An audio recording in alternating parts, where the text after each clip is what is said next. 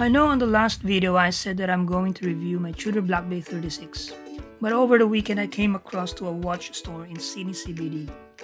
As usual habit to do a window shopping, and I noticed this little navy blue watch and at the same time the brown gold dial chronograph. So I stared at the blue one first and I immediately knew this must be the SKX013 replacement, but I have my doubts. Because after SKX discontinued, Seiko released just a similar design under the new Seiko 5 lineup at 42mm. And at that point, that always turns me away from the range until now. Even though, I still have my Seiko SKX013, which I modded last year. I don't find it wearing it most of the time, so I pass it to my son's watch collection. But with this new purchase, something's new about the watch that excites me again with the SKX design. At first hand, this watch really feels cheap, as it has a resin case and bezel. This doesn't have a click spring on the bezel, but rather more of a friction. So the cheapness of the watch goes on with a strap, as it is only a silicone rubber that will always collect dust the moment you wear it. Though the watch is rated at 100 meter water resistant, it does not have a screw down case back. This watch is not even a JDM piece, and I can understand that. But you know what? I don't care at all, because the watch looks nice. The dial has a sunburst effect, which I really appreciate much. And what's the best? They apply a slightly domed hardlex crystal, which I don't think have any AR coating in it. What I feel about the watch is the exact definition of fun. So this is a fun watch. But can this be collectible? Well, I think yes, because there's not many dealers are selling them. The watch is not even a hype, and it's even staying under the shadow of the mainstream of 5KX collection. Seiko also offers different colorways that you may enjoy with, and obviously for me it's always the blue one. This release, I feel, or at least it reminds me of Omega plus Swatch collaboration with the bioceramic material, but only on Seiko you get a 4R36 under the hood, which is an obvious choice. For the measurement, it has a similar dimensions with SKX013. The Seiko 5 SRP G81K1 has a 39mm diameter, but 38mm on the bezel, and with a 12.4mm thickness and a lug width of 18mm. So the lug-to-lug distance is 43, which makes this watch or piece wearable on my 150mm circumference wrist or 52mm diameter. Now, talking about the movement is an obvious upgrade for 7S26. The 4R36 offers manual winding with 24 jewel and 41-hour power reserve. It has a day and date feature, which is part of the Seiko 5 attributes. The movement also has a hacking feature of accurate timing rather.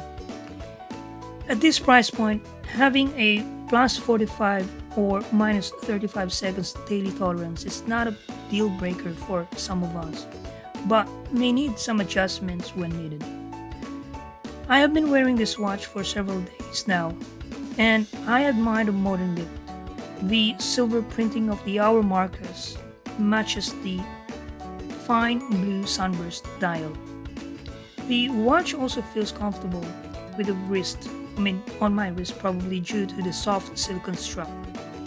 And the lightness of the watch, sometimes you forget you are wearing one. I feel that the watch is not versatile enough, but I guess Seiko hacks our mind that sometimes you have to go back in time as a kid and enjoy the fun, as this watch, after all, is fun. Moving on to the Speedtimer SSC817, the brown gold dial catches my attention. On metal, the dial color is simply unique in my opinion. I know that the white polar dial is famous release among the line apart from the icy blue limited edition. I get it that the watch has resemblance of the iconic Rolex Daytona, but I don't think I bought the watch for that reason. I pulled the trigger because I am looking for something that I can add on my collection, but in chronograph. In a way, the Speedtimer checks all the boxes for me as I got it on special price. The watch is solar powered, so obviously this is a quartz movement. What I do admire on the design of the watch itself is that the 3 dial registers are solar panel, which is not too obvious until you look closer. On the dial, you may also appreciate what Seiko have done because somehow it is textured and not plain and boring.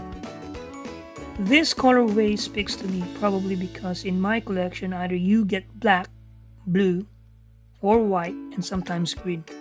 So having a gold dial can be disruptive and sometimes disruptive. You need something that bites back to you and realize you could have done something wrong.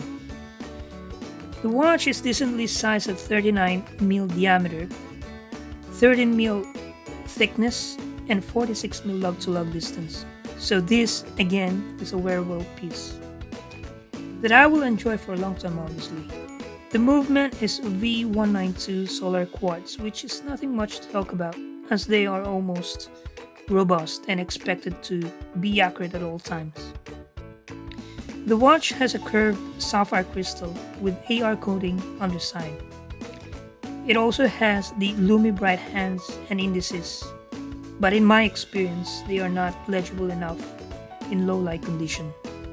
On the clasp, I should say it is a downside, especially it only has 2 micro adjusts and does not even have half links to perfectly size to your wrist.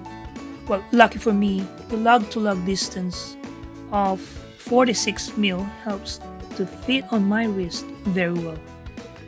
The bracelet is solid and well finished with polished sides. Although the end links are milled, but because of the straight down curve, it does not overhang on your wrist. In conclusion, I have 2 additions in my collection. One that reminds me of fun as a childhood, and the other one is serious piece but with a twist. So I guess the contradiction between the 2 will surely make my daily decision of which piece I should go with when going out to throw rubbish or do car wash or even washing dishes manually. Well, if you like this video, please hit subscribe and thumbs up and let me know your comments below.